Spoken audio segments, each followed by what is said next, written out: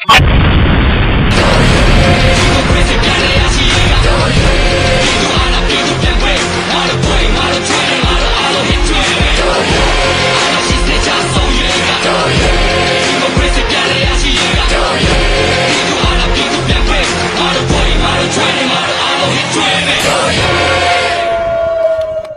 ်တော်တို့ဒီနေ့ဒိုရေး channel အနေနဲ့တွေ့ဆုံမေးမြန်းမဲ့အစီအစဉ်မှာဖိတ်ကြားထားသူကတော့ကျွန်တော်တို့မြင်းညံ Black Tiger အဖွဲ့ခေါင်းဆောင်ဘိုမိုက်ခဲပဲဖြစ်ပါတယ်ကျွန်တော်တို့ဒီဘိုမိုက်ခဲနဲ့ကျွန်တော်တို့ဒိုရေး channel အဖွဲ့သူဖွဲ့သားတွေတွေ့ဆုံအင်တာဗျူးရတာတော့ကျွန်တော်တို့ပြည်သူတွေအတွက်တော်လန်ပြည်သူတွေအတွက်အားရင်ဖြစ်စေမဲ့စကလုံးနဲ့လောက်ရက်တွေကိုပြန်လဲဝေမျှပေးဖို့ကျွန်တော်တို့တွေ့ဆုံမေးမြန်းရခြင်းဖြစ်ပါတယ်ဟုတ်ပါကျွန်တော်ကတော့ဒိုရေး channel ဝိုင်းတော်သားတူဖြစ်တဲ့ကျော်ဝနပဲဖြစ်ပါတယ်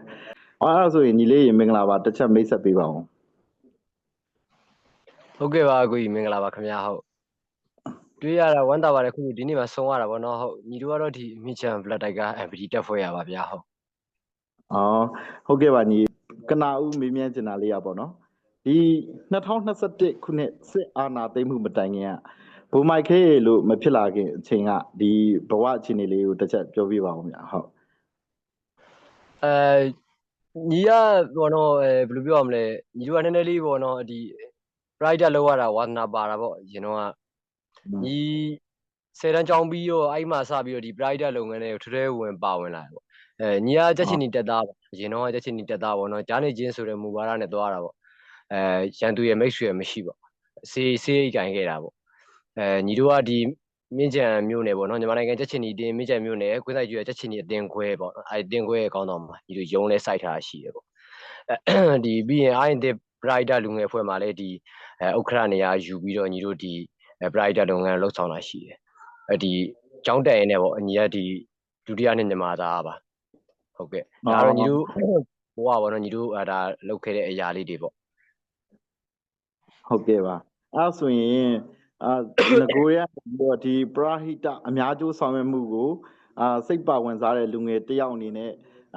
ဆက်အာဏာသိမ်းမှုစတင်ခြင်းမှာတော့မခံမရနိုင်ဖြစ်ပြီးတော့ကျွန်တော်တို့တော်လှန်ခြင်းလက်နက်ကင်တော်လှန်ခြင်းလမ်းစဉ်ကိုရွေးချယ်ခဲ့တယ်ပေါ့နော်ဟုတ်ပါတယ်အဲ့လိုပြောလို့ရတယ်ပေါ့နော်ဘာလို့လဲဆိုတော့ညီကဒီအစွမ်းတော်ပြောလို့ပေါ့ညီဓမ္မစကူးလည်းတင်တယ်ညီတို့ဒီ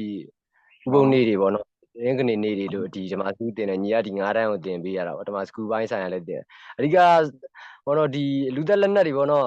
ဒီလူသက်လက်နက်တွေကိုကင်ဖို့ဆိုတာညီတို့အိမ်မက်လည်းမဖုခဲ့ဘူးဘောနော်စိတ်ကူးလည်းမရှိခဲ့ဘူးပေါ့ဘာလို့လဲဆိုအားလုံးကိုအေးချမ်းချမ်းလေးနဲ့ပဲသွားခြင်းတယ်ဘောနော်အဆင်ပြေပြေလေးနဲ့ပဲသွားခြင်းတယ်ဒါပေမဲ့မတရားဥထင်လို့ပေါ့နော်မတရားဥထင်လို့ဆိုတာညီတို့ကဂျားနေချင်းဆိုပေမဲ့ပေါ့နော်ဒါသူတို့မှာကြတော့မူဝါဒတွေမရှိဘူးစီကံတွေမရှိဘူးပေါ့နော်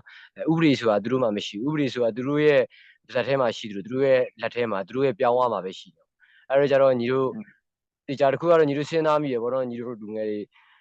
ေတေချာတစ်ခုကတော့ညီတို့ဒီတောင်းယူလို့တော့ရမှာမဟုတ်တော့ဘူးဆိုပြီးညီတို့တွေးခဲ့မိရအဲ့မှာတိုက်ယူမှရတော့မယ်ဆိုပြီးတော့ညီတို့ဆုံးဖြတ်ချက်ချတယ်ပေါ့အဲ့မှာညီတို့ရွာတွေမှာကကန်းကန်ရနေတဆင်ပေါ့နော်မဖြစ်နိုင်တော့ဘူးဆိုတာသိရတဲ့နေ့ညီတို့ဒီတောင်တန်းဒေသဘက်တွေတွားပြီးပညာသင်ယူခဲ့တာပါဟုတ်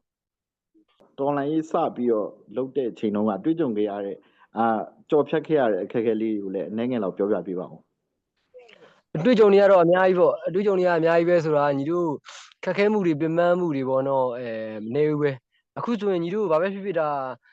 မြို့ကလွဲပြီးတော့ကျန်တဲ့နေရာတွေအားလုံးကညီတို့နယ်မြေတွေဖြစ်နေပြီပေါ့ညီတို့ဆိုရင်လည်းဒါမြို့ပတ်လည်မှာရှိတယ်ပေါ့ဒါနောက်တန်းရုံးလို့တာပြောပေမဲ့လို့ရှီတန်းစစ်မြေတင်မြင်နေဘာမှမထူးတော့ဘူးလေနော်အဲ့လိုမျိုးနေထားပေါ့အရင်တော့ဆိုရင်ညီတို့ဒီဘောနော်ဒီတိုမီတွေဘောနော်တိုမီတွေဒီဟိုဘက်ဒီဘက်ကူးဖို့တော့မှပဲညီတို့ကအဆိုးတွေနဲ့လိတ်သိရမလားဆိုင်ငယ်အောက်တွေမှာခုဒီ2ယောက်3ယောက်နဲ့အဲ့လိုမျိုးတက်ပြီးတော့စီအဲ့လိုမျိုးဗလက်ပြပုံးဆိုလဲခါထိုးပေါ့ဆရာကြီးဘာညာသူတို့ကိုယ်မစစ်ခင်ရပါတော့အဲ့လိုမျိုးဖားရပြီးသွားရတယ်သိရမလားစစ်မှာကြောက်လို့အဲ့လိုမျိုးတွေသွားရတယ်မမိရင်တော့သေပေါ့ဘယ်တတ်နိုင်မလဲအဲ့လိုမျိုးတွေနဲ့ညီတို့လှုပ်ရှားခဲ့ရတာတွေမနေဘူးရှိတယ်ပြီးတော့အဲ့နှုန်းကကြတော့ဒီပြည်သူတွေအနေနဲ့ကျွန်တော်နည်းနည်းလေးကြောက်ကြရတယ်နော်သူတို့တွေကတက်တာတွေတော်များတာကိုအဲ့လိုမျိုးဆိုကြောက်ကြတယ်ကြောက်တော့ကြတော့ကျွန်တော်တို့မှာပုံမှန်နေပြောရမယ်ဆိုရင်တောထဲမှာငတ်ခဲ့ရတဲ့ချိန်တွေရှိတယ်ကျွန်တော်တို့ဒီတော်မှပဲကျွန်တော်တို့အချိန်နဲ့ချိုးရတယ်ပေါ့နော်ဘလောက်ပူဘလောက်ချိုးချင်တိုင်းချိုးလို့မရအောင်ရေချိုးတဲ့အိုင်တက်ပေါ့နော်ဒီကျွန်တော်တို့ဘွားအိုင်လေးပေါ့ကြောက်တူးထားတဲ့ဟာကိုရေမိုးရေကြတယ်အဲ့ကဟာကိုနည်းနည်းလေးနောက်တဲ့ဟာကိုရေချိုးတယ်ပေါ့ဗျာကြီးတဲ့ဟာကိုရေတောက်တယ်ပေါ့ဗျာအဲ့လိုမျိုးတွေသွားရတယ် ခါလီလုံးကငတ်သွားပြီဆိုလို့ရှိရင်ကြွားရီသွားပြီးတော့အဝေးပဲသွားပြီးတော့အကူကြီးသွားတောင်းစားတာပါပဲတကယ်တမ်းတော့ကျွန်တော်တို့ဘိုက်တွေစားနေလို့ပါထမင်းတွေတော့ကျွေးပါအောင်ပါညာဒီလိုမျိုးကျွန်တော်တို့သွားခဲ့ရတယ်ဗောနော်ဘွားကတော့ရင်နာတရားအများကြီးပါပဲဒီကြားထဲညီတို့ကိုကူညီထောက်ပံ့ပေးနေတဲ့ထောက်ပို့တွေကစာဖမ်းခံလိုက်ရတဲ့အတွက်ညီတို့တော်တော်လေးကိုဘွားတွေဆုတ်ပြတ်သက်သွားတဲ့ခြေနေမှရှိတယ်တော်တော်လေးလည်းစိတ်ရကြခဲ့ရတယ်ဗောနော်ငါတို့ဒီလိုကြီးဆိုရင်တော့အဆင်မပြေနိုင်တော့ဘူးငါတို့ဘယ်လိုလုပ်ကြမလဲအဲ့မှာညီတို့ဗောနော်အိမ်နဲ့ဆက်သွယ်တယ်အိမ်ကလည်းရှောင်နေရတယ်ဗောနော်ဒါပေမဲ့ကျွန်တော်တို့မှာဝိုင်းနေရှိတယ်ဗောနော်အရင်တော့ကျွန်တော်တို့ကဒီဝိုင်းရောင်းဝယ်ရေးလုပ်တာဗောအဲ့ဒါကြောင့်ဝိုင်းနေရှိတော့ကျွန်တော်ဝိုင်းနေရောင်းပြီးဗောကျွန်တော်လက်နက်ဝယ်မယ်ဗောဝိုင်းနေရောင်းပြီးဆိုတော့ဖေရလည်းအားပြီးတယ်ချဗောအကုန်ချသွားရောင်းတယ်ဗောရောင်းတယ်လက်နက်တွေဝယ်တယ်အလိန်ခံရတယ်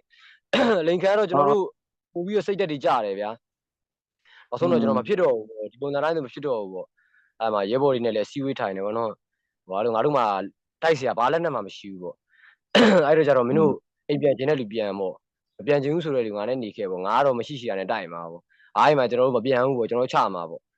โอเคအဲ့ဆိုဟုတ်ပြီဗောဆိုနောက်ဆုံးကျွန်တော်တို့ဝိုင်းနေထက်ရောင်းတယ်ပတ်စံတွေဦးလေးတွေရှိရမဟုတ်ဘူးတွေလိုက်တောင်းတယ်အဲ့ရဲဘော်တွေကလည်းသူတို့ဦးလေးတွေရှိရမဟုတ်ဘူးတောင်းတယ်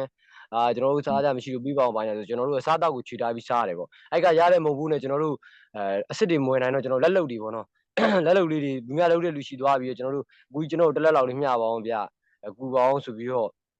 အဲ့လိုဒီစကိုင်းတိုင်းဘက်ကမကွေးတိုင်းဘက်ကအဖွဲ့တွေရှိသွားပြီးအကူညီတောင်းရတယ်ကျွန်တော်တို့ကူပေါင်းဆိုအဲ့မှာအခုမှလက်လုံလေးတက်လက်ရလာရင်ကျွန်တော်တို့ကကဘာကြီးပဲပြောနေတည်ရမလားကျွန်တော်တို့လက်လုံလေးတက်လက်ရလာရင်ပြောနေကျွန်တော်တို့စေးရီမန်းချက်ကတော့ငကိုကနေရှိပြီးသားညီတို့မှာဟိုတော့ဖြန့်ပြီးစစ်စင်ရေးတိုက်ဖို့ဟိုတော့ဒါပေမဲ့ညီတို့မှာလိုအပ်တဲ့လက်နက်နဲ့ခဲရမ်းနဲ့မရှိရဘူး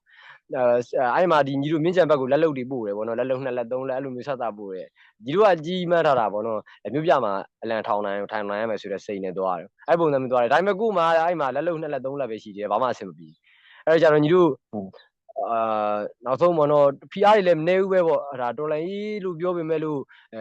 ဗောနော်တခါတလေကြတော့တော်လိုင်းကြီးထဲမှာလည်းဗောနော်နိုင်ငံသမားတွေရောရှက်လာတဲ့ခါမှာစိတ်တကြတဲ့ဟာတွေရှိတယ်ဗောနော်ဖိနှိမ့်တာတွေအများကြီးရှိတယ်ဗောနော်ဒီတော်လိုင်းကြီးလောကမှာလည်းအဲ့ဒါတွေအားလုံးရှိတယ်ဒါတွေအကုန်လုံးညီတို့ကဗောနော်ကြော်မရအောင်ကြော်ဖြတ်ရတာဗောအခက်ခဲတွေကတော့ရှိတာဗောဒီဟာတွေကိုရအောင်ကြော်ဖြတ်ခဲ့တယ်နောက်ဆုံးညီတို့ဗောနော်ညီတို့ရဲဘော်တယောက်ကြပြီးတဲ့အချိန်မှာညီတို့မောင်းပြန်နေတက်လက်စပြီးဝင်နိုင်ခဲ့တယ်ဗောနော်အဲ့တော့ညီတို့အဲ့ကနေစပြီးတော့ဖိလောက်တာဗောအဓိကတော့ပုံမှန်လေးပြောရမယ်ဆိုလို့ရှိရင်မြို့ပြတွေကြီးပဲအဓိကတက်တိုက်ခဲ့တယ်ဘာလို့လဲဆိုတော့မြို့ပြမှာနေတဲ့စကားစားတွေကိုဗောနော်တွန်းအားပေးမယ်ဆိုတဲ့ရည်ရွယ်ချက်နဲ့ပေါ့နော်ရေချိုမျိုးဆိုရင်တောက်လျှောက်ကျွန်တော်တို့တိုက်ခဲ့တယ်ပေါ့နော်ကြည်တွေကျွေးယူတယ်တိုက်တယ်ပြီးရင်ဒီဝိုင်းရောင်းတယ်ပြန်ဆက်တယ်စားရမရှိတဲ့အချိန်မှာဝယ်ပြီးသားကန်းလေးပြန်ရောင်းတယ်ပြန်သွားတယ်ဒီပုံစံမျိုးနဲ့ညီတို့လုံးညာပတ်ချာရိုက်ခဲ့ရတာပေါ့အခုတော့လေဒီပြည်သူကပေါ့နော်ယုံကြည်တဲ့အတွက်ကြောင့်မလို့ကူညီထောက်ပံ့လို့ညီတို့အခုမှနည်းနည်းအဆင်ပြေလာတာပါအခုတော့မှပဲပုံဝင်လေးပြောရမယ်ဆိုရင်ရဲဘော်ရောက်30လောက်မှမောင်းမြတ်တက်လက်နှုံးမဲကင်နိုင်ပါလေညီတို့အင်အားအနေနဲ့အခက်ခဲတွေအများကြီးကြားကနေပြီးတော့ဒီအခြေအနေထိရောက်အောင်မစိုးမနစ်ဟိုကြိုးပမ်းခဲ့ကြတဲ့လူငယ်တွေရဲ့ကြိုးပမ်းဆောင်ရွက်ချက်တွေကိုအများကြီးတွေ့မြင်ခဲ့ရပါတယ်ဟုတ်ကဲ့ပြီးတော့မြင်းအနေနဲ့ဒီမြင်းကျန် black တိုက်ကပေါ့နော်ဒီကြားမဲလေးအဖွဲ့ကိုကြတော့ဘယ်တော့လောက်စပြီးထူထောင်ဖြစ်ခဲ့တယ်လဲထူထောင်မှုရဲ့ရည်ရွယ်ချက်လေးကိုပြောပြပေးနိုင်မလားဟုတ်ဒီလိုဒီ2020နှစ်ပေါ့နော်2022ဒီ9လပိုင်း1ရက်နေ့ပေါ့9လပိုင်း1ရက်နေ့မှာညီတို့စပြီးတော့ဒီထောင်ခဲ့စပြီးဒီထောင်တော့ကတော့လူပဲပေါ့နော်ဇက်နဲ့ပဲစပြီးဒီထောင်ခဲ့တာတကယ်တော့ခုလက်ထဲမှာစစ်ယူနီဖောင်းဆိုတာလည်းမရှိသလိုနဲ့ဆိုတာလည်းမမြင်ဘူးလေတကယ်မမြင်ဘူးလေတနက်ကိုညီတို့မမြင်ဘူးလေတနက်စစ် AK တွေပါလေဆိုတော့မမြင်ဘူးလေတနက်မြင်ဒီတနက်ကငါပြစ်လို့ရှိရင်ပေါ့နော်ဓာကြီးတွေမကွဲထွက်သွားမလားအဲ့လိုမျိုးပေါ့နော်အမျိုးမျိုးတွေးရတာပေါ့နော်တနက်ပြည့်တော့ဆက်ပြည့်တော့အပြည့်ရဲသေးဘူးပေါ့နော်အဲ့ဒါတို့ကြီးနှလုံးကြီးမိတ်ပြီးတော့အဲ့လိုထောင်ပြရအဲ့လိုထောင်ပြရတာနားမလဲသေးဘူးပေါ့နော်အဲ့လိုပုံစံမျိုးတွေပေါ့ပုံဝင်လင်းပြောရမယ်ဆိုလို့ရှိရင်အဲ့မှာညီတို့ဒီအစောတော့ပြောလို့ပေါ့နော်ဒီစစ်တနန်တက်ပြီးတဲ့အခါမှာတောင်တန်းဒေသဘက်တွေရောက်ပြီးတဲ့အခါမှာညီတို့ဒါကိုသဘောတရားကိုနားလည်လာတယ်ဟောဒါကဒီလိုအခြေအနေရှိတယ်ဒီပုံစံဒီလိုအခြေအနေရှိတယ်ဆိုတာနားလည်လာတယ်ပြီးရင်စီရေးပြပါနဲ့ပတ်သက်တဲ့ဟာနားလည်လာအဲ့လိုပုံစံနဲ့သွားတာပေါ့နော်အဓိကတော့ဘောနော်မြစ်ကျ black တိုက်ကလို့စပြီးတော့ပြီးလိုက်ရတဲ့ရွေချက်ကဘောနော်ရဲမှုဘောနော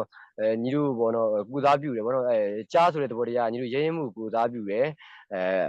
ပြီးရင်မှန်ပါတယ်ဘောနော်ညီတို့ရန်သူရွေးချွန်တိုက်ထုံမယ်ပေါ့ဘောနော်ချို့ကြတော့လည်းပြောကြတယ်ဘောနော်ဘာကျိုးဘောနော် white တိုက်ကတော့မပေးရတယ်ပေါ့အဖြူအောင်လေးမကောင်းလားပေါ့မဟုတ်ကျွန်တော်ကနက်ကိုနက်ချင်တာသိရမလားနက်ကိုနက်ချင်တာဆိုတာဘာလို့လဲဆိုကျွန်တော်တို့အနက်ရောင်ရဲ့သင်္ကေတကောင်းတာတွေလည်းပါတယ်လို့မှောင်မိုက်တာတွေလည်းပါတယ်ဗောနော်စိုးရတယ်ရောညံ့နေတာဗောနော်အနက်ရောင်ဆိုတဲ့သဘောတရား ညီတို့အနေနဲ့ဘောနော်လူငယ်တွေဖြစ်တယ်ဘောနော်ဥပဒေတရားကိုဘောနော်တည်တဲ့တော့တည်တယ်ဂျနီဗာကွန်ဗင်းရှင်းတွေကိုနားလဲတဲ့တော့နားလဲတယ်ဒါပေမဲ့တချို့သောရန်သူတွေအတွက်ဘောနော်ညီတို့အနေနဲ့တရားမျှတမှုဆိုတာရှိမှာမဟုတ်ဒါကပုတ်ပုတ်လင်းလင်းပြောပြတာအဲ့တော့ကျတော့ဘောနော်ဥမာဆိုပါတော့ပြမရိမှုကျင့်ထားတဲ့စစ်တုံးမန်တယောက်ကိုညီတို့အနေနဲ့ဘောနော်နားလဲခွင့်လို့ပြီးမှာမဟုတ်ဥမာဆိုပါတော့ရွာတွေကိုမိရှို့ထားတဲ့ဘောနော်ဘောနော်အာရမဘတ်တော်သားတွေကိုညီတို့ဓမ္မဘတ်တော်သားတွေအနေနဲ့တရားပြပေးမှာမဟုတ်အဲ့တော့ကြောင့်ညီတို့ကဒီ black tiger ဆိုပြီးပေးခဲ့တာပေါ့နော်အားလုံးကကောင်းတဲ့လူတွေအတွက်အကောင်းမွန်ဆုံးခြေနေတွေရှိသလိုဆိုးတဲ့လူတွေအတွက်လည်းပြန်တုံ့ပြန်မှုဝင်လေးနေမှာမဟုတ်အဲ့အတွက်ပါဟုတ်ကဲ့ပါညီကျေးဇူးပါအဲ့ဒါဆက်လက်ပြီးတော့ဗောနော်ဒီမြင်းကြံ black tiger MPT အနေနဲ့လက်ရှိအချိန်အထိဆိုလို့ရှိရင်စစ်ကောင်စီကိုတိုက်ပွဲအကြိမ်ရေပေါင်းဘယ်နှကြိမ်လောက်ဖော်ဆောင်နိုင်ခဲ့လဲဆိုတာလေးသိပြစေညီတို့ဒီစုစုပေါင်းဆိုရင်တော့400နီးလောက်တော့ကတ်ပြီခင်ဗျဒီဒါကတော့အတိအကျတော့ရှင်းပြန်ကြည့်မှဒီမှာပေါ့နော်ဒီတေချာတစ်ခုကတော့ဒီ350ထဲမှာအထက်မှာရှိတယ်တိုက်ပွဲကတော့တိုက်ပွဲအကြီးသေးပေါ့နော်အကုန်လုံးပေါ့ဟုတ်အဲ့လိုမျိုးနေထားမှာတော့ရှိပါတယ်ဟုတ်ကဲ့ပါပြီးတော့နောက်တစ်ချက်ကညီတို့ဒီ MPT မင်းတပ် black tiger အဖွဲ့အနေနဲ့ဒီချင်းပြည်နယ်ဖလန်းမြို့သိမ်းတိုက်ပွဲမှာလည်းရဲရဲဝင့်ပါဝင်ကြိုးစားဆောင်ရွက်ထားတာလေးတွေ့ရပါတယ်အဲ့ဒီတော့ဒီချင်းပြည်နယ်မှာမြို့သိမ်းတိုက်ပွဲတွေအပေါ်မှာပူးပေါင်းပါဝင်ခဲ့တဲ့အတွေ့အကြုံနဲ့အခက်အခဲလေးတွေလည်းဖြေကြားပေးစီလိုပါတယ်အခက်အခဲကတော့အများကြီးရှိတာပေါ့ညီတို့ကဒီတောင်တန်းဒေသဖြစ်တဲ့အတွက်ကြောင့်မလို့ညီတို့ပုံမှန်လင်းပြောပြမယ်ဆိုရင်ဖြစ်တယ်လို့ပေါ့နော်စစ်မတိုက်ခိုင်းသေးခြင်းပေါ့နော်ကိုရဲဘော်တွေကိုပေါ့နော်ဖြစ်တယ်လို့ညီတို့စစ်မတိုက်ခိုင်းဘူးညီတို့ဒီ MPT မှာပေါ့နော်အကျဉ်းဆုံးဆိုတဲ့စစ်ကြောင်းပေါ့အကျဉ်းဆုံးဆိုတဲ့စစ်ကြောင်းဒီကိုမန်ဒီစစ်ကြောင်းနေတော့က fighter ဆိုတဲ့စစ်ကြောင်းနေညီတို့ပြန်ပြီးတော့ movement နေပြန် train နေပြန်ပို့တယ်ထပ်ပို့တယ်ပေါ့နော်ပို့တဲ့အချိန်မှာဆက်ဆက်လာခြင်းပေါ့နော်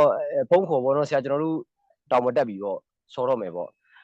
နောက်တော့2နာရီလောက်ကြာတော့ဖုန်းဆက်လာဆရာကျွန်တော်တို့တစ်စိတ်တစ်စိတ်လုံးထိသွားပြီပေါ့တစ်စိတ်မလဲဆိုကျွန်တော်တစ်စိတ်တစ်စိတ်လုံးထိသွားပြီပေါ့ကျွန်တော်အဲ့ကဖုန်းလာမှကျွန်တော်ကြောက်တာပေါ့နော်ဘောနော်အဲ့ပုံစံမျိုးလားပေါ့ကျွန်တော်တို့ကြောက်တယ်တကယ်ဖုန်းဆက်လာမှကျွန်တော်ရဲဘော်တွေဖုန်းဆက်လာရင်ကျွန်တော်ရင်နေလေးနေတာပေါ့နော်အဲ့လိုပေါ့နောက်မှကျတော့ရဲဘော်တွေကဖြည်းဖြည်းချင်းတောင်တန်းနဲ့မြေပြန့်နဲ့တိုက်ခိုက်မှုကကွာတော့ကြတော့အဆင်မပြေဘူးအခုကောင်နဲ့ဖျဲရင်တော့မှတက်ဖျက်ပလိုက်မယ်ပေါ့နော်ပေါ်တင်နေတက်ဖျက်ပလိုက်ဟိုဘက်မှာအဲ့လိုလုပ်လို့မရဘူးဝီချူသွားလုပ်လို့ရှိရင်ပြုတ်သွားအဲ့လိုမျိုးတွေဆိုတော့ကြတော့ဒီအထာလေးတွေရဲဘော်တွေမသိတဲ့အချိန်မှာတော်တော်ထိရတယ်တော့ကွန်မန်ဒိုတွေဆိုခုပါလာတာမှတော့မှမပါလာဘူးပြန်ပါလာတာပေါ့နော်ကျွန်တော်တို့ဒီတန်ရတာတွေထိခုနေရတာတွေတော်တော်များတယ်ကွန်မန်ဒိုတွေပေါ့နော်အဲ့လိုမျိုးအနေထားမှရှိတယ်အဲ့တော့ကြတော့ဒီဘောနော်သူတို့တောင်တန်းနဲ့ဘောနော်မြေပြန့်ရဲ့ကွာချက်ကိုသူတို့ဖြည်းဖြည်းချင်းနားလဲဘောနော်လေးရပေါ့နားလဲလာတဲ့အချိန်မှာတော့ထိကြိုက်တာကြာဆုံးတာဆိုတာတော်တော်လေးရှားလာတယ်ပေါ့နော်ရတယ်ဆရာ EC ပဲပေါ့ပြီးတော့အထာနဲ့သွားတဲ့အချိန်မှာဘယ်လောက်ထိဖြစ်သွားတော့ဆိုတော့ညီတို့ဒီကိုဘာတို့တွေကရဲဘော်တယောက်နဲ့မာမေဘကရဲဘော်တယောက်2ယောက်ထဲနဲ့ဒီလက်နက်ကြီးကုန်းကိုရသွားတဲ့အနေထားတွေညီတို့ဒီသူတို့လောက်ခဲ့တယ်ပေါ့နော်အဲ့လောက်ထိညီတို့ဒါကတော့ဒါ plan ဘက်မှာဒါမကြောက်တင်ရမယ့်တခုလို့ပြောလို့ရတယ်ပေါ့နော်ဒါညီတို့ MPT နေနဲ့လည်းဒီစင်းကိုပြုစုထားတယ်ပေါ့နော်2ယောက်ထဲနဲ့ဒီပေါ့နော်လက်နက်ကြီးကုန်းရသွားတဲ့အတွက်တကယ်ကိုပေါ့နော်သူတို့ကိုလည်းဂုံပြုတ်ဖို့ညီတို့ရှိတယ်ဒါတွေကအခက်ခဲတွေကတော့အများကြီးရှိတယ်လိုအပ်ချက်တွေရဒီနောက်ထပ်စစ်ကြောင်းခွင်ပေါ့နော်စစ်ကြောင်းခွင်ကိုလည်းတစ်ကြောင်းလုံးထပ်ပို့ပြီးစစ်တိုက်ခဲ့တယ်ပေါ့နော်တိုက်ပြီးခဲ့တေချာတော့တခုကတော့ချင်းပြည်နယ်ဖလန်းမြို့ဆိုတာထက်ချင်းပြည်ရဲ့ဖလန်းရဲ့လို့မဟုတ်ပါဘူးညီတို့ကနိုင်ငံလုံးဘယ်နေရာမှာပဲဖြစ်ဖြစ်ညီတို့နဲ့ပေါ့နော်ရွေချက်တူတယ်ပန်းနိုင်တူတယ်ဆိုရင်ညီတို့ကမြည်သည့်နေရာအောင်ဆိုတိုက်ခိုက်သွားမှာဖြစ်တယ်ဥပမာဆိုပါတော့ညီတို့ရခိုင်ဘက်မှာလည်းအခုညီတို့တိုက်မပေးမှာပဲကရင်ဘက်မှာလည်းတိုက်ပေးမှာပဲကချင်ဘက်မှာလည်းတိုက်ပေးမှာပဲဘယ်ဘက်မှာပဲဖြစ်ပေါ့နော်ညီတို့ပြည်သူကုစားပြုတဲ့တက်တွေပြည်သူရှိရှုတဲ့အာမီတွေဆိုရင်ညီတို့ကပူပေါင်းလက်တွဲဖို့စီစဉ်သင့်ပါပဲဟုတ်ကဲ့ပါညီအဲ့ဒါဆိုတော့ဘယ်လိုပြောရမလဲဆိုတော့ဒီမြေပြန့်ဒေတာအခြေစိုက်တဲ့တပ်ဖွဲ့တစ်ခုဖြစ်ပေမဲ့လည်းတောင်တန်းဒေတာစစ်စင်ရေးတွေမှာပါနေမီချင်းနေပေါ်လိုက်ပြီးတော့အကျိုးရှိတိုက်ခိုက်ချေမှုန်းတက်အောင်ဒီလိုမျိုးလေ့ကျင့်တာပြေးသွားတဲ့အနေအထားတွေလည်းတွေ့ရတယ်ပေါ့နော်ဆက်လက်ပြီးတော့ဟုတ်တော်လန်ရေးကာလာ၄နှစ်သားအရွယ်ရှိတဲ့အချိန်မှာအမှတ်တရဖြစ်တဲ့အောင်မြင်မှုလေးတစ်ခုလောက်လေးပြောပြပေးပါဦးပြောမယ်ဆိုလို့ရှိရင်ဒီအောင်မြင်မှုတွေလည်းရှိသလိုပေါ့နော်ဆုံးရှုံးမှုတွေလည်းအများကြီးရှိတာပေါ့ဒီကြီးမားအောင်မြင်မှုရလို့တော့ဟိုလိုကြီးမရှိခဲ့ပါဘူးဒါပေမဲ့ညီတို့ပေါ့နော်ပထမဦးဆုံးပေါ့နော်ဒီနေမီတိုးချဲတဲ့အချိန်ပေါ့နေမီတိုးချဲတဲ့အချိန်ညီတို့ကပထမတုန်းကပေါ့နော်ညီတို့သွားတဲ့ပုံစံဌာနချုပ်ညီတို့ရဲ့ဖွဲ့စည်းပုံကတော့နည်းနည်းရှုပ်တယ်ဗျ ညီတို့ကဒီဌာနချုပ်ထိုင်နေပေါ့နော်ဌာနချုပ်ထိုင်နေပြီးရင်အမှတ်ဒေတာတွေခွဲတယ်ပေါ့နော်ညီတို့ MPD တက်နေတယ်အမှတ်ဒေတာခွဲတယ်နယ်မြေတွေထိန်းချုပ်တယ်ပြီးရင်စစ်ကြောင်းခွဲတယ်ပေါ့နော်စစ်ကြောင်းခွဲပြီးတော့အဲ့နယ်မြေကိုကျေတဲ့ကျေအောင်ဖြန့်တိုက်တယ်ပေါ့ဒီပုံစံမျိုးနဲ့သွားတာညီတို့ကမြင်းကြံသားတွေဆိုပေမဲ့မြင်းကြံဘက်ကိုညီကတစ်နှစ်ကျော်2နှစ်လောက်ထိညီကအဲ့ဘက်ကိုလှည့်အောင်မကြည့်နိုင်ခဲ့ဘူးညီတို့စင်ပြေတဲ့ဘက်ပဲလိုက်ကျုံနေပေါ့နော်မြင်းကြံဘက်ကိုပထမဆုံးစပြီးတော့ထိုးသစ်စင်မဲ့ဖိမယ်ဆိုပြီးတော့ပို့လိုက်တဲ့ချိန်ပေါ့နော်ညီတို့ပို့လိုက်တယ်ဒီကျွာဟိုပေါ့နော်ဒီစစ်ကောင်စီနဲ့နီးတဲ့ဘက်တွေပေါ့နော်အဲ့ဘက်ကိုပို့လိုက်တဲ့ချိန်မှာညီတို့ပထမဆုံးအဲ့စကန်ကိုတိုက်မယ်ပေါ့တိုက်မယ်ဆိုတော့ညီတို့ဆွေးနွေးကြတယ်ပေါ့နော်မာမိတ်တွေနဲ့လည်းဆွေးနွေးရယ်ကျွန်တော်ဒီစကန်ကိုတိုက်မယ်ပေါ့ကျွန်တော်တို့ဘက်ကဘယ်လောက်ထိပေးဆက်နိုင်ရမလဲဘယ်လောက်ပေးဆက်နိုင်လဲပေါ့အဲ့ဆိုရင်ဒီအားနဲ့ချက်ကိုကျွန်တော်တို့ဘယ်လိုဖြေရှာမလဲပေါ့နော်ဒီပုံစံနဲ့ညှိနှိုင်းပြီးတော့ပေါ့နော်စစ်ကြောင်းခွဲလိုက်တယ်ပေါ့နော်စစ်ကြောင်း3ကြောင်းခွဲလိုက်တယ်ညီတို့တက်အနေနဲ့စစ်ကြောင်း2ကြောင်းတာဝန်ယူပေးတယ်ပေါ့နော်မာမိတ်တက်ကစစ်ကြောင်း1ကြောင်းတာဝန်ယူတယ်ပေါ့ညီတို့မှတ်ရတာပေါ့နော်အခုဘက်ကတော့ဒီအဲ့ဘက်မှာအကြီးဆုံးပြူပါဟုတ်အဲ့ဒါလည်းပေါ့နော် PDF ကိုလာရင်ဓာတ်နဲ့တောင်ဝိုင်းခုတ်တယ်ဆိုတော့ရွာဆိုတော့ကျတော့ညီတို့နဲ့စဉ်းစားရတာပေါ့ဟာဟုတ်ပါမလားပေါ့လက်လက်ကဘယ်လိုဖြည့်မလဲပေါ့ညီတို့အများကြီးတွေးပြီးဖြည့်ထားတာပေါ့နော်ဖြည့်ထားတယ်ပေါ့ဒါပေမဲ့မနေ့ကစတိုက်တယ်ပေါ့နော်နိုင်ခွက်လောက်နေတော့အဲ့စကန်ရပြီးသွားရှာပြီးသွားပြီပေါ့နော်ကျွန်တော်တို့ပြန်လာတော့မယ်ပေါ့ဟာဒါအဲ့လောက်တော့မင်းတို့ကောင်နဲ့မြန်သလားပေါ့အဲ့လိုပေါ့တခါတလေကျတော့ကျွန်တော်တို့ရဲဘော်တွေရဲ့ပေါ့နော်မမြင်နိုင်တဲ့ချားတွေရှိရပေါ့နော်ညီတို့ထင်ထားတာပေါ့နော်2နာရီ3နာရီလောက်ကြာမယ်ပေါ့လေချောင်းပြစ်ကူအတွက်ဆိုရင်ဘယ်လိုပုံစံမျိုးငါတို့ခုခံမလဲပေါ့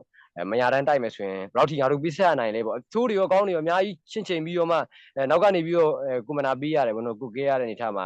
ပေါ့နော်ကျွန်တော်ဆက်မပေါ့ရည်ပေါ့နော်နိုင်ခွက်လောက်ရှိသေးတယ်အေးဆိုတော့ကြတော့ပေါ့နော်ခဏနေတော့ icon လန့်ပေါက်လာပဲဆရာပြီးသွားပြီကျွန်တော်တို့ပြန်လာခေါ်အောင်ဆိုတော့ကြတော့ကျွန်တော်တို့ဒါပြောတာပေါ့ဒါကတော့ကျွန်တော်တို့ပေါ့နော်လက်လက်ကင်ခဲ့ရတဲ့ပေါ့နော်ဒီတော်လိုင်းဘဝမှာပေါ့နော်ဒါပထမဦးဆုံးတိုက်ပွဲပေါ့နော်ဒါညမဆန်နဲ့အပြီးဆုံးတိုက်ပွဲလို့လည်းပြောလို့ရတယ်အဲ့တော့ကြောင့်ပျော်ရွှင်မှုကတော့အများကြီးရတယ်အခုတော့ surprise ဖြစ်သွားတာပေါ့ဟုတ်ကဲ့ဆက်လိုက်ပြီးတော့ညီဒီမြင်းကြံ black တိုက်ကအဖွဲ့ရပေါ့နော်ဒီအမှတ်တရဖြစ်ခဲ့တဲ့အောင်မြင်မှုလေးပြီးရဲ့အခါမှာဒီတခြားဒီကြားမဲလေးတွေရဲ့အမှတ်တရဖြစ်တဲ့ရဲဘော်ချင်းချင်းဒီလိုမျိုးပေါ့နော်အဖြစ်ပြက်ရည်စရာအဖြစ်ပြက်လေးတွေဖြစ်ဒီလိုမျိုးလေးလည်းအမေ့ရှိပေးပါဦးရှိပါတယ်အမှတ်တရတွေကတော့အများကြီးရှိရပေါ့နော်ဆွမ်းနာပြောသလိုပဲဒါပြောစရာစစရာနောက်စရာလေးနဲ့ပတ်သက်လို့ရှိရင်တော့အများကြီးပါပဲဘာလို့လဲဆိုတော့ညီတို့ကဘောနော်ဒီစစ်တပ်ပုံစံသွားတယ်ဆိုပေမဲ့ဘောနော်တခါတလေမှာညီတို့ရဲဘော်လေးတွေညီတို့ပုံမှာတော့ချွဲကျင်စိုးကျင်ကြတယ်အဲ့လိုလေးဘောနော်တခါတလေခုထက်ကြီးတဲ့ရဲဘော်တွေလည်းပါတယ်ဘောသူတို့ကလည်းချွဲကြစိုးကြဘောနော်အဲ့လိုမျိုးတွေတော့ရှိတယ်ညီတို့လူငယ်တွေဆိုတော့ကြတော့နားလည်မှုနဲ့သွားတာရှိတယ်တခါလေကြတော့လည်းအစနောက်တန်တဲ့ရဲဘော်လေးရှိတော့တီးခံရတာလေးတွေရှိရဘောနော်ရဲဘော်ရဲဘက်ချင်းတော့မှပဲဘယ်လိုပြောရမလဲစီနီယာရဲဘော်တွေကအကြီးတွေဖြစ်သွားတယ်နောက်တစ်တွေကသူတို့ထက်တက်ကြီးရရှိရဒါပေမဲ့ပြောင်းပြန်နေဖြစ်ကုန်ကြရပါတော့ကလေးစိုးတွေပါတယ်အဲ့လိုမျိုးတွေပြန်ဖြစ်တဲ့အချိန်မှာတော့ဆက်ဆက်နောက်နဲ့တခါတလေရဲဘော်ချင်းစိတ်ဆူးစိတ်ကောက်တာလေးတွေရှိတာပေါ့အမှတ်တရကတော့ကျွန်တော်တို့ဒီမမရပြရေတကျွန်းဘက်မှာဒီစစ်ကြောင်းထိုးတဲ့အချိန်ပေါ့နော်စစ်ကြောင်းထိုးတဲ့အချိန်မှာရဲဘော်တွေကိုကင်းအဲ့တော့ပုံမနေနေပြောမယ်ဆိုစစ်ကတားပန်းနေဗျစစ်ကတားပန်းနေညီတို့မှလက်နက်ကမရှိဘူးဒါပေမဲ့ပြည်သူတွေကိုထားပြီးတော့လည်းညီတို့တက်မဆုပ်ချင်ဘူးအဲ့တော့ကျတော့ပြည်သူတွေရှိနေတော့ညီတို့ကလည်းပေဆောင်ရတာပေါ့နော်ပေဆောင်ရတယ်ဒီတိုင်းပဲရန်သူကလည်းနီးတယ်ပေါ့နော်အဲ့လိုမျိုးနေသားတစ်ခုမှဆိုလို့ရှိရင်ညီတို့ရဲဘော်တွေကလည်းသိတယ်ရဲဘော်တွေကိုလည်းကိုချင်းစားတယ်ပေါ့နော်တော်တော်လေးပန်းနေဆိုတာသိတယ်ညီတို့မှစားတော့ကစားတော်တော်လေးကိုအဆင်မပြေတဲ့အပိုင်းတွေမှာဖြစ်သွားတယ်ပေါ့နော်အဲ့လိုမျိုးတက်ကဖြတ်ထားတယ်ပေါ့နော်ပတ်ပြီးတော့ဒီ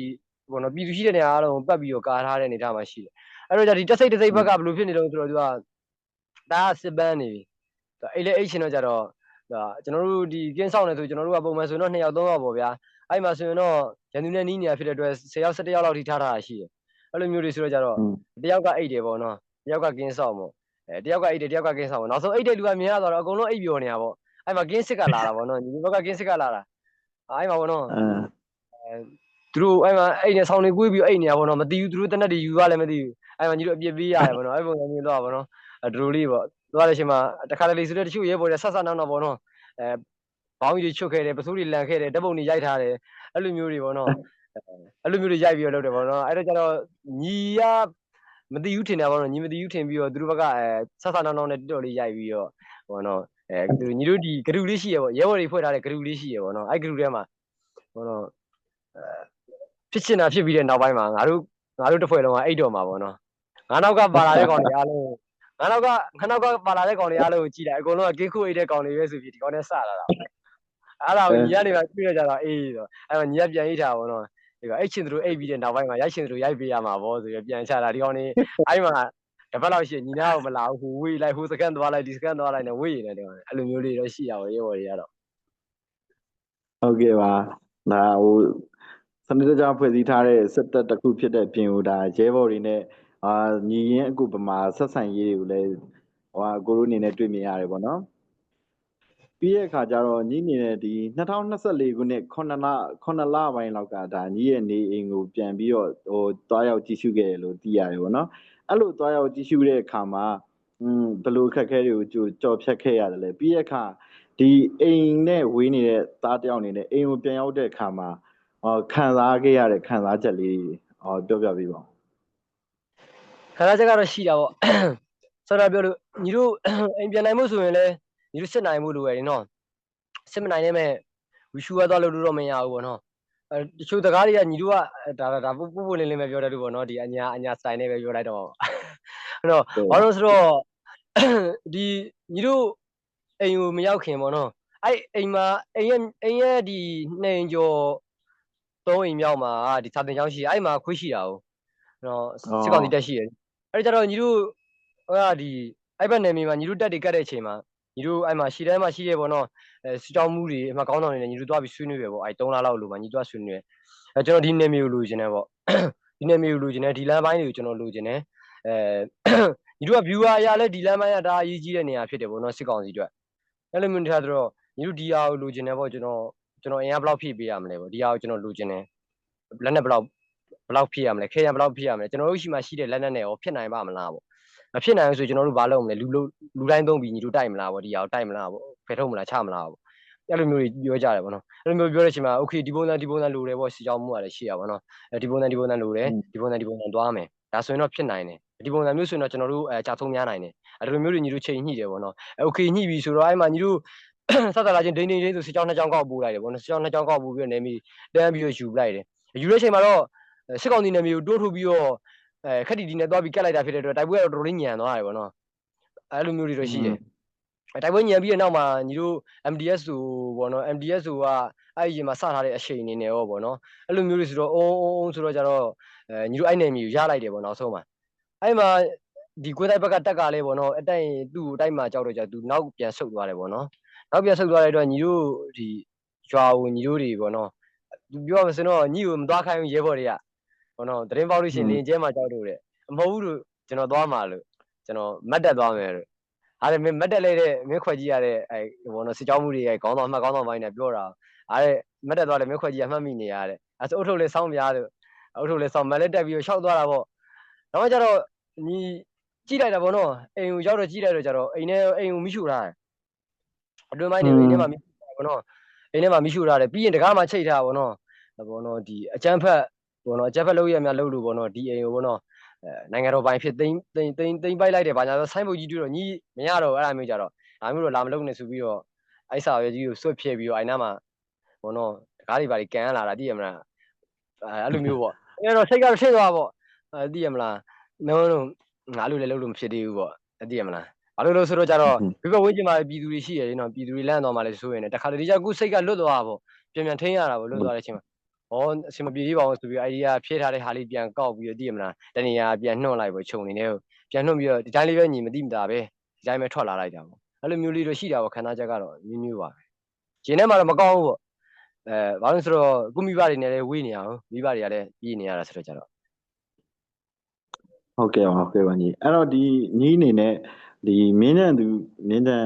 ကြံမြို့သူမြို့သားတွေနဲ့တော်လန်ပြည်သူတွေအတွက်အားဖြစ်စေမယ့်စကားလေးလည်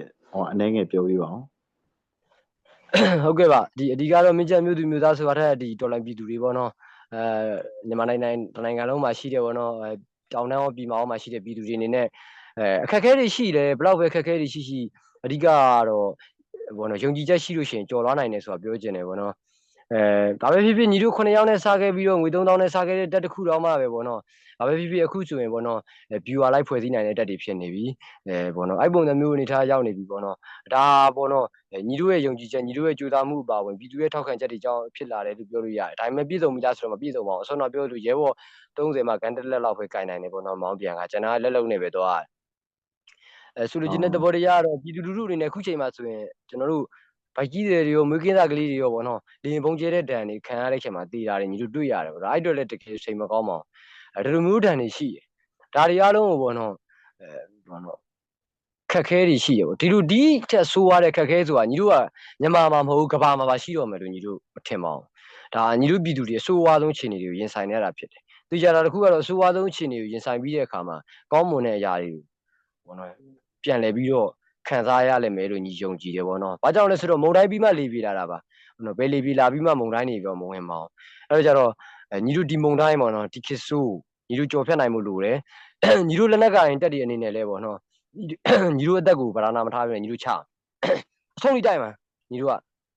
ဆွေးနွေးပွဲဆိုတာညီတို့ရှိမှာမဟုတ်။နော်တကားပိုင်းမှာဆွေးနွေးတဲ့ထဲမှာညီတို့တက်ပါမှာမဟုတ်။ကျန်တဲ့တက်တွေဆွေးနွေးခြင်းဆွေးနွေးမဆွေးနွေးခြင်းမဆွေးနွေးနဲ့ညီတို့ကတိုက်မှာပဲ။နော်အမြင့်ပြအောင်တိုက်မှာဖြစ်တယ်ပေါ့။အဲ့တော့ကြောင့်မလို့ကျွန်တော်တို့အဆုံးထိသွားရမယ်ပြည်သူအနေနဲ့လည်းအားတင်းထားဖို့ညီတို့ဘက်ကပြောချင်ပါတယ်ဒီကြတာတခုကတော့ဘောနော်ပြည်သူတွေစိတ်သက်ကြရင်ညီတို့လည်းစိတ်သက်ကြပါတယ်အဓိကတော့ညီတို့ဘလောက်ပဲခက်ခဲနေပါသည်ညီတို့ဘလောက်ပဲဘောနော်ဘောနော်အခက်ခဲတွေရှိပြီးတော့ဘောနော်ပြိုလဲနေပါသည်ပြည်သူအဆင်ပြေတယ်ဘောနော်ပြည်သူတွေတော်လိုင်းမှာအတ္တတွေရောပါဝင်နေရဆိုရင်ညီတို့ပြောတယ်ညီတို့ရှေ့ဆက်သွားအကျိုးနဲ့တယ်ပေါ့အဲ့တော့ပြည်သူတွေအနေနဲ့အားတင်းထားဝင်ညီကတော့ပြောချင်တာပါဟုတ်ကဲ့ပါဒီကားတပါးကချိန်မှာလည်းမြို့တွေရောက်တော့မှာပဲလေနော်မြို့ပေါ်ရောက်တဲ့ချိန်မှာတပီးပဲလေးစိုက်ထားပါလို့ညီကတော့ဒါပြောချင်ပါတယ်ဟုတ်ကဲ့ပါဒိုရေး channel အနေနဲ့လည်းဒီစကားလေးကိုတော်လန်ပြည်သူတွေထံထပ်မှန်ပြီးတော့သတင်းပါလိုက်ပါတယ်ဟုတ်ကဲ့ဆက်လက်ပြီးတော့ဒီမြင်းချံ black တိုက်ကအဖွဲ့အနေနဲ့ပေါ့နော်ခက်ခဲကိုပြည်သူထံတင်ပြချင်တာမျိုးရောရှိပါသလားဟုတ်ပြည်သူတွေတင်ပြချင်တာကတော့ဒီညီတို့မှာမူဝါဒရှိတယ်ပေါ့နော်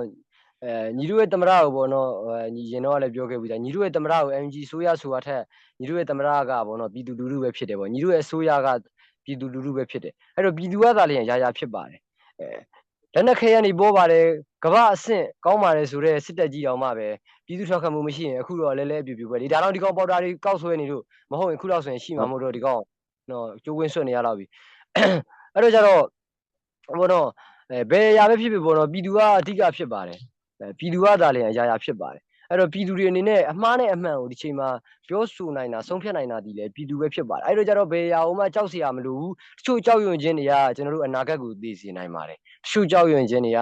ကတိုင်းပြည်ကိုအနာဂတ်ပျောက်သွားစေပါတယ်အဲ့တော့ကျတော့ပြည်သူတွေရဲရဲဝံ့ဝံ့ချီရသွားနိုင်မှုလို့အဲ့စကား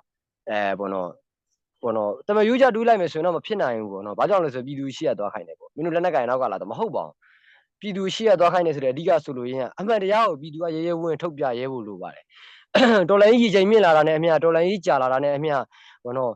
်တော်လိုင်းတက်ဖက်မှာရောဘောစကားဖက်မှာရောဘောနော်တချို့သောမတရားမှုတွေဒါအများစွာရှိပါတယ်မြေပြင်မှာဒါပုပ်ပွင့်လင်းပြောတာဘောနော်ဒါစိတ်တကြအောင်ပြောတာမဟုတ်ဘူးဘာလို့လဲဆိုတော့ဒီအခက်အခဲတွေဆိုတာရှိနေမှာပဲဒါတွေအားလုံးကိုပြည်သူကမိမောင်းထုတ်ပြနိုင်မှုလိုတယ်ပြည်သူကရဲရဲဝံ့ဝံ့ထောက်ပြနိုင်မှုလိုတယ်ပြည်သူကရဲရဲဝံ့ထောက်ပြပါပြည်သူရှေ့မှာရောနောက်မှာရောဘေးမှာရောကျွန်တော်တို့ရှိပါတယ်အဲ့တော့ကျတော့ဒီလိုမျိုးဘောနော်ပြည်သူဒီအရာရာအတွက်အဓိကဆိုလိုချင်တဲ့သဘောတရားကတော့ပြည်သူဒီအရာရာအတွက်ဘောနော်မိခင်ဖြစ်တယ်ပြည်သူဒီအရာအတွက်ဖခင်ဖြစ်တယ်အဲ့တော့ကျတော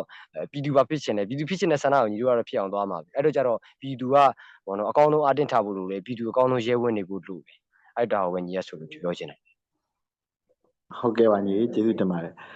ဆက်လက်ပြီးတော့ဒီစစ်ကောင်စီကိုအမြင့်ဖြတ်တိုက်ဖို့အတွက်ရှေ့ဆက်မဲ့မြင်းချံ black တိုက်ကရဲ့ရှေ့ဆက်မဲ့လုပ်ငန်းစဉ်တွေရောသိခွင့်ရမလား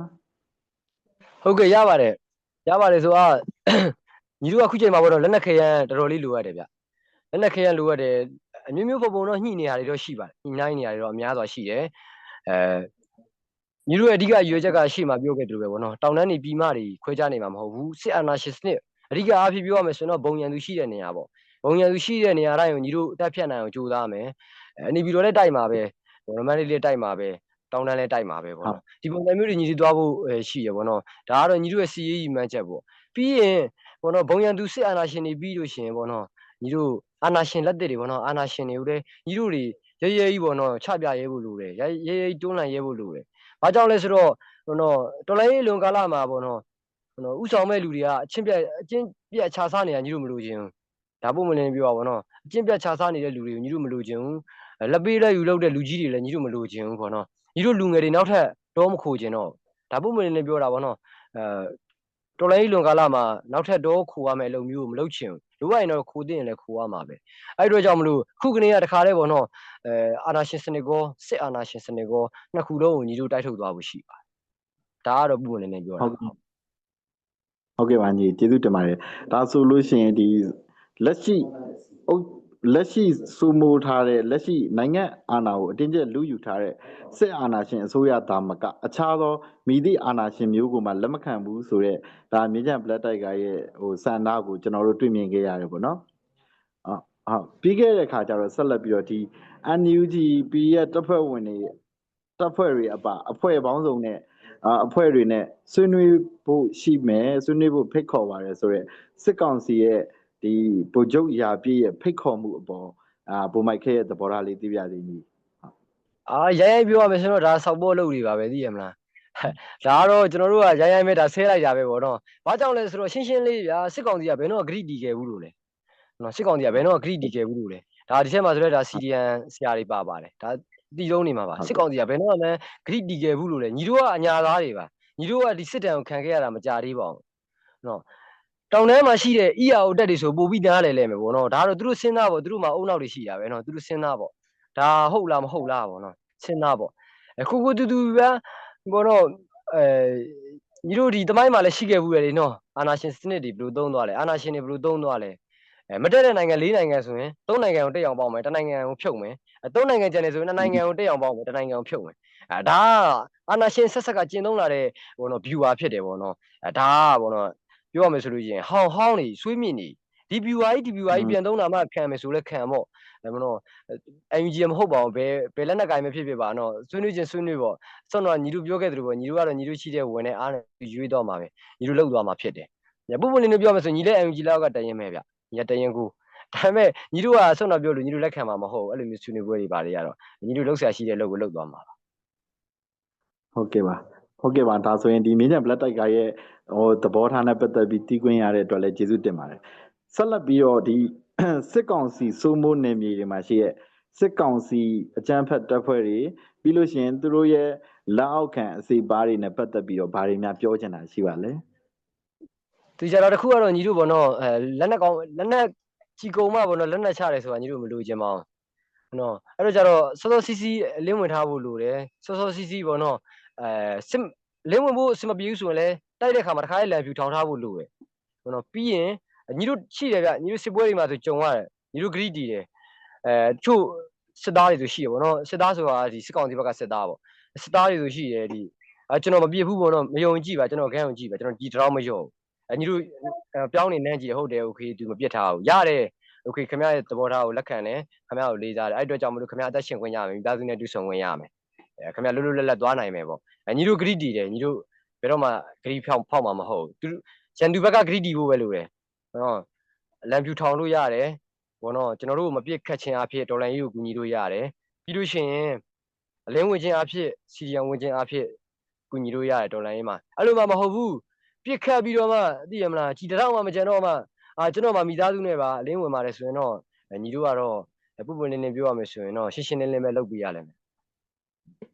ဟုတ်ကဲ့ပါညီကျေးဇူးတင်ပါတယ်အဲ့ဒါဆိုဒီနေ့မေးမြန်းမှုလေးတွေကိုလက်ခံဖြေချပေးရတဲ့အတွက်လည်းကျေးဇူးတင်ပါတယ်ဆက်လက်ပြီးတော့မေးခွန်းရေတော့မရှိတော့ပါဘူးဒါပေမဲ့ဒီဒိုရေး channel ဝိုင်းတော်သားတွေနဲ့ဒိုရေး channel ကိုစောင့်မျှော်ကြည့်ရှုနေကြတဲ့တော်လန်မိဘပြည်သူတွေအတွက်တော့စကားလက်ဆောင်လေးပါပေးပါအောင်ဟုတ်ကဲ့ပါအပွင့်လင်းတော့ပြောရမယ်ဆိုလို့ရှိရင်တော့ဒီ page ပေါ့နော်ဒီ page ဒီ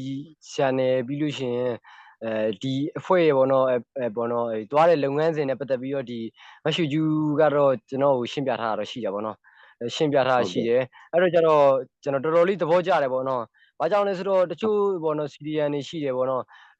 ်တခါတလေအဆင်မပြေညီတို့ရှိလာပြီးကူညီတောင်းတာရှိတယ်ညီတို့ကလည်းဒါကိုနဲ့ဘွားတူတွေဖြစ်တဲ့ညီတို့ပြန်ကူညီပေးတယ်ပေါ့ရှိတယ်ပေါ့နော်ကိုယ့်ရဲ့လက်နက်ခဲယံဘူးတွေကကိုယ့်ရဲ့စာနယ်ရိခါဘူးတွေကကူညီပေးတာရှိတယ်တခါတလေပုံမလင်းလင်းပြောရမယ်ဆိုကျွန်တော်တို့ကလည်းပြည်သူကျွေးမှစားရတာပါအဲ့တော့ကျွန်တော်တို့မှတခါလေခက်ခဲတဲ့ချိန်မှာသူတို့မကူညီတဲ့ချိန်မှာအားနာတယ်အခုလိုအဖွဲ့အစည်းလေးရှိတယ်အဖွဲ့အစည်းအခုတည်းကျေပြအောင်လုပ်နိုင်မယ်ဆိုလဲပို့ပြီးတော့ညီတို့ဂုံပြီးမှာပါနော်ညီတို့နိုင်တဲ့ဘက်ကနေပြီးတော့ဝိုင်းဝန်းပေးဖို့လည်းအသင့်ပါဗျတော်တော်လေးကိုမိုက်ပါတယ်အခုဒီလိုလေးတွေတွေ့ရတော့ညီတို့ပြောတယ်ဗျာ အနည်းဆုံးတော့ညီတို့နဲ့တည်တဲ့လူတွေထဲမှာလည်းအဲ့လိုမျိုး CDN တွေဝင်တာတွေရှိရပေါ့နော်ပြည်သူ့ဘက်ကိုခိုးလုံတာတွေရှိတယ်အဲ့ဒီကပေါ့နော်ကျွန်တော်တို့ပြည်သူ့ဘက်တော်သားတွေပေါ့နော်ပြည်သူ့ဘက်ကိုပါသွားတယ်ပေါ့နော်ပေါ့နော်လူတွေအနေနဲ့CDN တွေအနေနဲ့ပေါ့နော်ဒီလိုလေးတွေရှိတော့ကြတော့ PD ဖြစ်တယ်ပေါ့အဲ့လိုမျိုးအနေထားရှိတယ်အဲ့တော့ကြတော့ဒီလိုမျိုးဖွဲ့စည်းဖြစ်တယ်ဆိုတာလဲပတ်စံဘီလီယံချမ်းသာနေလို့တိမ့်တန်းကျွယ်ချမ်းသာနေလို့ထောင်လို့မှမရတာပြည်သူကပဲကူညီရတာပဲဟိုအဲ့တော့ကြတော့အခုပေါ့နော်ဒီအခုမှပါဝင်ပေးနေတယ်ပေါ့နော်ကိုတို့ရဲ့ဖွဲ့စည်းတွေမှာပါဝင်ပေးနေတဲ့အခုဒီပေါ့နော်ပြည်သူတွေအားလုံးကိုကျွန်တော်တို့ MPD တစ်ဖွဲ့လုံးရဲ့ကိုစားပေါ့နော်ညီရတကယ်ကိုဂုဏ်ယူတယ်ကျေးဇူးလဲတင်တယ်ပုံမှန်လေးပြောမယ်ဆိုလို့ရှိရင်တော့ဒီလိုမျိုးကိုကူညီတာညီတို့လက်နက်ကင်တွေကိုကူညီတာနဲ့လည်းအတူတူပါပဲဘယ်ရာကိုပဲကူညီတာအတူတူပါပဲအဲ့တော့ကြောင့်ညီတို့တကယ်ကိုလေးစားတယ်ဆိုတဲ့အကြောင်းပြောချင်ပါတယ်ဂုဏ်လဲဂုဏ်ယူမိပါတယ်ဗျ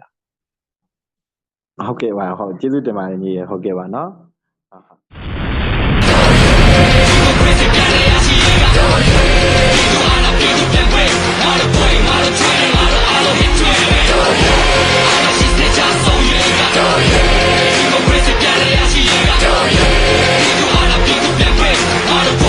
Training model, I don't hit training.